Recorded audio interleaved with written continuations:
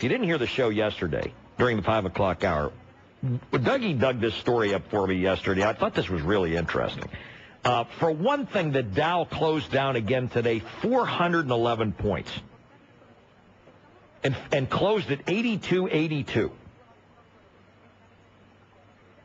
Again, 82.82. Why is that significant? Because on April 7th of 1998, that's 10 years, 7 months, and 6 days ago.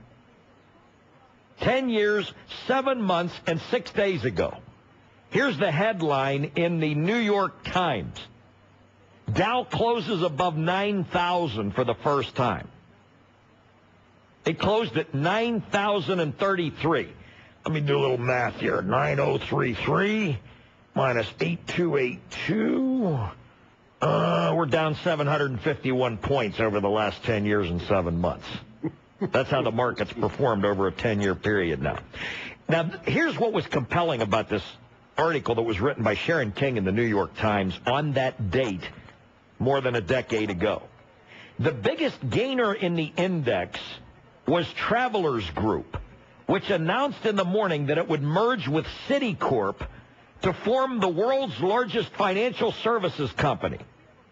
The news buoyed shares of other financial services companies, including J.P. Morgan and Merrill Lynch, as investors placed bets on further combinations. It went on to say that Citicorp's gain that day, April 6th, the day that this was reported was April the 7th, 1998. So the previous day's trading, the Dow hit 9,000 for the first time on April the 6th of 1998, fueled in part by a surge in Citicorp's stock of 37 5/8 points that day. And what, pray tell, do you suppose that the headline or the caption was on Bloomberg News during the last news break, as I just happened to glance at it on my way past the men's room and back here? Dow down 4%, led by Citigroup. I swear to God, I couldn't make this stuff up. The same stocks which fueled the surge of the market above 9,000 more than 10 years ago are the same ones that have dragged it down into the culvert as we speak. So here's the Dow Industrial Average.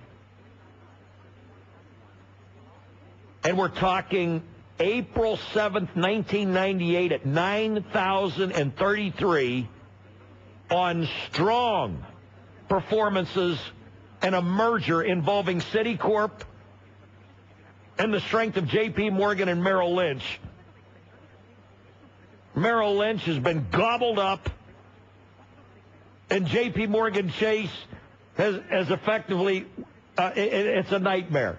I mean, the whole thing, every one of these, it's fascinating. All these bank stocks were so strong 10 years ago, and now all these banking institutions have fallen apart, been gobbled up, or been bailed out, or went bankrupt.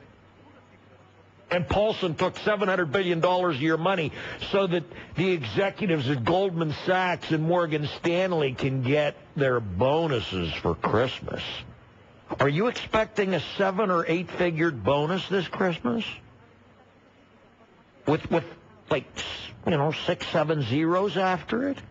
They've got to have their bonuses because they have to remain competitive. If they don't get their bonuses, they won't be able to remain competitive. So in other words, they're not competitive. They're getting their rear ends kicked. Their stock's practically worthless. They need billions of dollars of taxpayer subsidies just to stay in business. But if we don't give them their bonuses, they can't remain competitive. George, you got to understand, if they don't get their bonuses, they just won't be able to get themselves out of bed in the morning to get to work. Oh, they'll be so upset. It's an apocalypse. Here. You're just a heartless man, George. That's all there is. I know. I understand. You just don't understand what it's like to be a wealthy corporate executive with millions and millions of dollars. There are certain things, there's a certain standard of living that you begin to get used to, and if they're not going to be able to maintain that standard of living, They're going to be really upset. They're going to get all depressed. And they have no shame, Todd, They're in go home and taking the sleep. money from the taxpayers. Well, of course not. They know that there are people all across this country whose stock portfolios have gone in the tank over the last year, and yet they can, with a straight face, justify why they deserve those bonuses. I guarantee you that if you asked any of the CEOs or any of the other high-ranking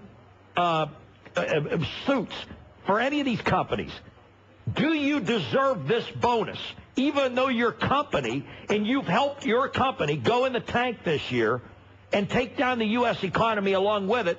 They'll find a reason to justify it. Oh, absolutely. I've worked hard for this. I have put in long hours for this. To quote, I deserve my bonus. To quote a very high-up official in our current administration, so... Unbelievable. Just unbelievable. The So- world we live in. You wonder why our society is suffering a moral breakdown. I've heard everybody blame. I listen to some of these conservative talk show hosts. They'll blame the gays. They'll blame, you name it. They'll blame illegal aliens, Hispanics, African Americans. Blame everybody. Okay? The unions. You name it, they'll blame them.